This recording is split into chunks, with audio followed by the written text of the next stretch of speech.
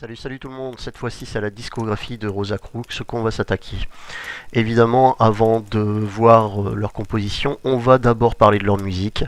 Et évidemment, quand on parle de la musique de Rosa Crux, on n'a pas de mal à s'imaginer la voix incantatoire mêlée de sons de guitare stridente d'Olivier Tarbrabo qui vrille un peu les ténèbres. On n'a pas de mal non plus à s'imaginer les percussions martiales de la BAM qui entraînent tout le monde, et on a encore moins de difficultés à imaginer les carillons messianiques de Claude animés par ses petites poignées. Voilà, la musique de Rosa Crux c'est un peu tout ça à la fois, et c'est ce qui en fait toute la richesse et toute la beauté. Évidemment, le groupe a commencé très tôt, en 1986, avec les Jeux de fer. Le label était On a faim. C'était un format cassette en box 7, et on pouvait déjà y retrouver Aglon et Abraxa. Deux titres qui seraient voués à devenir des musts du groupe et qui traverseraient quand même pas mal de fois leur discographie. C'est après, en 1987, qu'on verra arriver une nouvelle création, Alès FLS. Évidemment autoproduit, et ça c'est un peu la marque de Rosa Crux, avec notamment Aglon Abraxa, mais cette fois-ci agrémenté d'un nouveau titre qui va être aussi une référence, Morituri. Par la suite, en 1990, arrivera Eliello, livre 1. Aussi une autre production, toujours en format vinyle, donc une cassette de vinyle déjà, et avec le titre Eliello qui sera aussi l'un des musts. Ce titre sera décliné en 3 versions. Donc déjà pas mal de petites choses qui étaient quand même assez agréables. Arriveront en 1992 Danse de la Terre, cette fois-ci passant par le label Sordide Sentimental, un mini CD en édition limitée, avec Léviel pour la première fois, et Abraxa,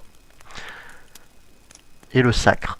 Donc voilà, pas mal de petites productions, bien souvent de l'autoproduction parce que les accords avec les maisons de Dix n'ont jamais été vraiment très simples pour Rosa Crux.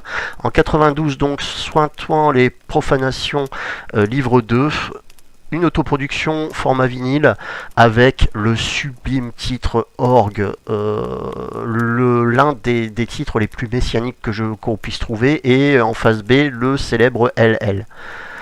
Il faudra attendre 1995 pour avoir le premier album CD du groupe, Profisere, qui sera en autoproduction.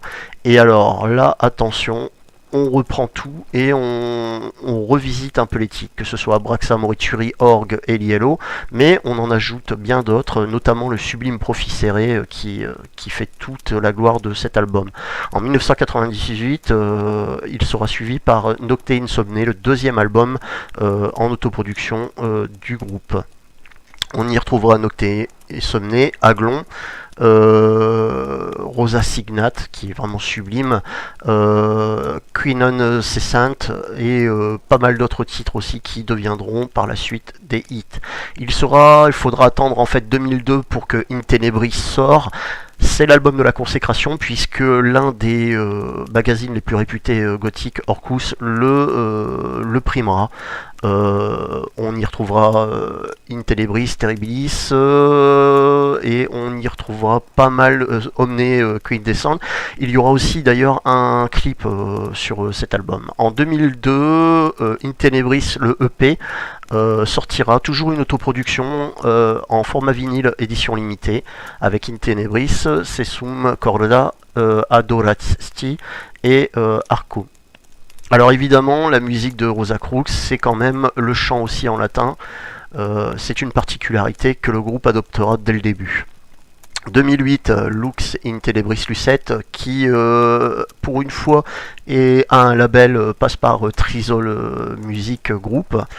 Et c'est un coffret qui regroupe à la fois un CD et un DVD. Donc je vous laisse regarder pour les titres, sachant que le DVD est très riche en format.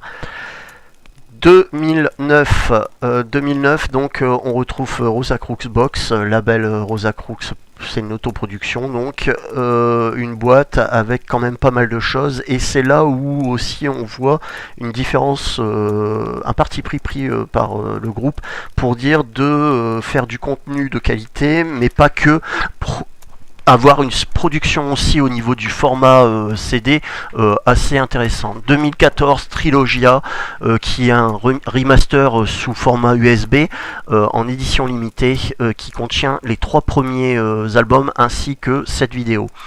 Donc voilà, le groupe à la fois indépendant au niveau des labels, mais tout autant au niveau du format de ses productions.